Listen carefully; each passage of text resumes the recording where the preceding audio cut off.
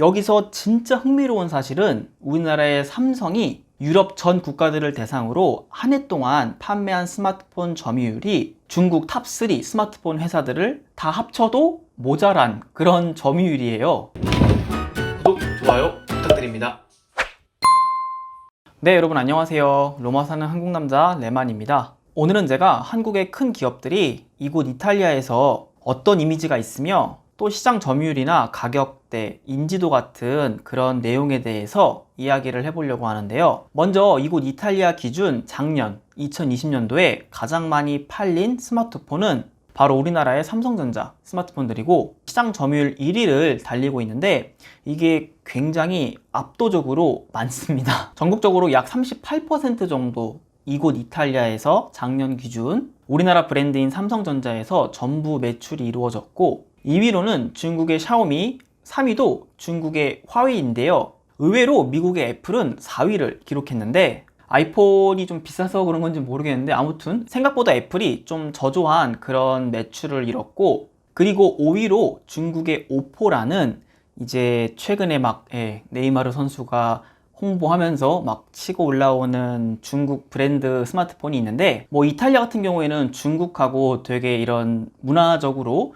또 경제적으로 교류가 많다 보니까 중국 스마트폰 시장이 굉장히 활발하게 이루어지고 있는 모습을 볼 수 있어요. 뭐 이탈리아는 그렇다고 치고 여기서 유럽 전체 스마트폰 시장 점유율도 굉장히 흥미로운데 보시는 것처럼 유럽 전체 국가들 스마트폰 판매 점유율 1위가 삼성전자에서 무려 36%를 기록했고 점유율 2위로는 많은 분들이 아시는 애플이 유럽의 스마트폰 시장을 이어가고 있고 삼성, 애플 그 밑으로는 이제 중국의 탑3라 불리는 유명한 스마트폰 회사들이 3, 4, 5위를 달리고 있는데 여기서 진짜 흥미로운 사실은 우리나라의 삼성이 유럽 전 국가들을 대상으로 한 해 동안 판매한 스마트폰 점유율이 중국 탑3 스마트폰 회사들을 다 합쳐도 모자란 그런 점유율이에요. 사실 저 같은 경우에는 뭐 유럽은 그렇다고 치는데 이곳 이탈리아만큼은 삼성, 애플보다는 중국 스마트폰들이 굉장히 잘 팔릴 거라는 그런 생각을 했는데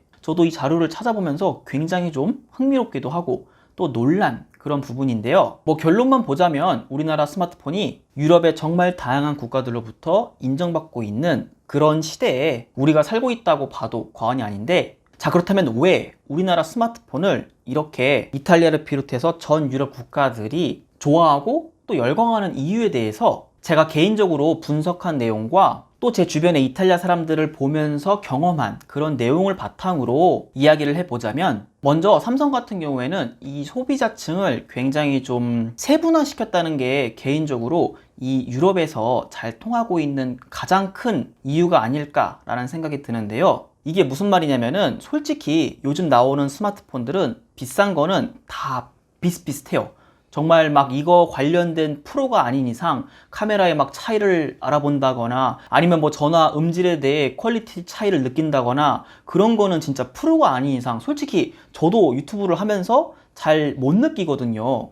한마디로 기계들은 거의 다 대중적으로 좋아졌다는 건데 많은 분들이 아시겠지만 유럽 와보시면은 유럽 사람들은 막 이렇게 과시하고 보여주는 것도 좋아하지만 굉장히 가성비를 따지면서 좀 실용적인 거를 좋아하는 편입니다.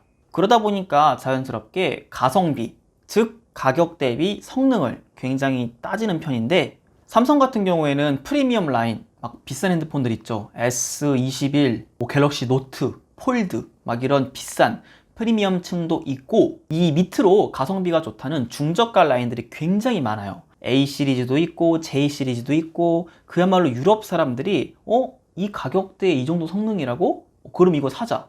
약간 이런 식으로 좀 솔깃할 수 있는 그런 제품군들이 굉장히 많은 거죠.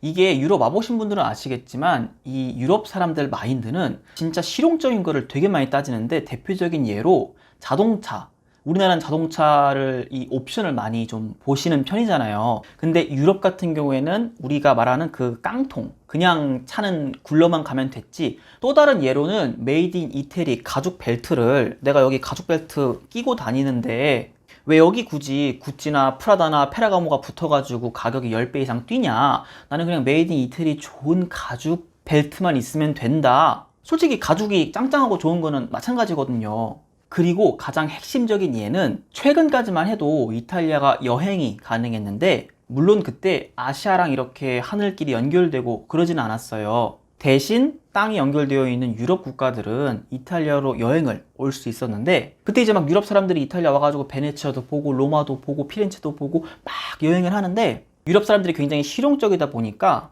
베네치아를 갔으면은 레스토랑에 가서 좀 돈도 써주고 또 현지 경제를 위해서 좀 곤돌라 배 같은 것도 좀 타주고 돈 내고 박물관도 입장해주고 약간 그런 거를 해줘야 되는데 너무 실용적인 것만 하는 거예요. 그냥 외관만 본다든지 아니면은 빵을 싸와서 길거리에서 그냥 빵을 먹는다든지 그러다 보니까 여행업이 돌기는 돌았는데 막 한국 분들이 와서 돈 쓰시는 그거에 비하면은 솔직히 이 시장 규모가 많이 작아질 수밖에 없던 거죠.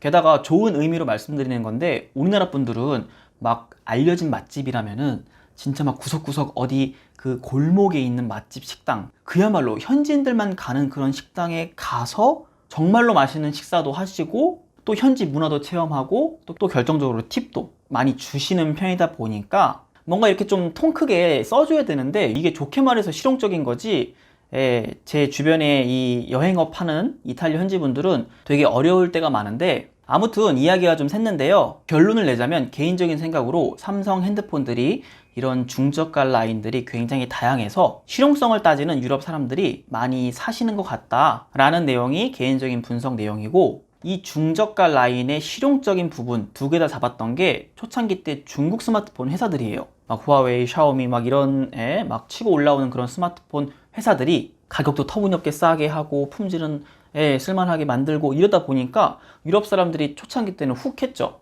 게다가 이탈리아 같은 경우에는 작년만 해도 중국하고 이 문화 관광의 해다 해가지고 이 여행업 관련해서 되게 끈끈한 그런 관계가 형성이 되고 있었는데 장점이라고는 가격 메리트가 가장 컸던 이 중국 스마트폰 회사들이 최근에 가격대가 많이 올라왔어요. 거의 뭐 삼성, LG, 애플 급으로 올라왔고 이제 가격대는 거의 다 비슷해졌어요. 게다가 성능도 비슷하고 마케팅도 뭐 비슷하게 하는 것 같고 이제 여기서 중요한 거는 애프터 서비스를 어떻게 해줄 거냐, 그 회사의 전통은 얼마나 있냐, 그 회사가 있는 나라가 어떤 인지도에 있냐, 정말 이런 다양한 것들이 소비자들, 고객들 입장에서는 구입을 촉진하게 되는 요소인데 저는 개인적으로 여기에서도 우리나라가 굉장히 큰 메리트가 있다고 봐요.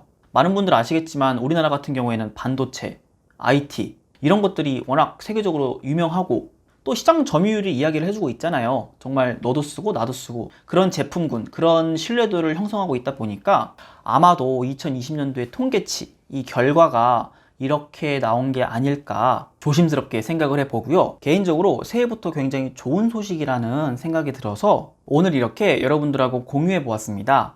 제가 오늘 준비한 영상은 여기까지고요. 저는 다음에 또 이곳 이야기를 가지고 인사드리도록 하겠습니다. 여러분 감사합니다. 안녕히 계세요.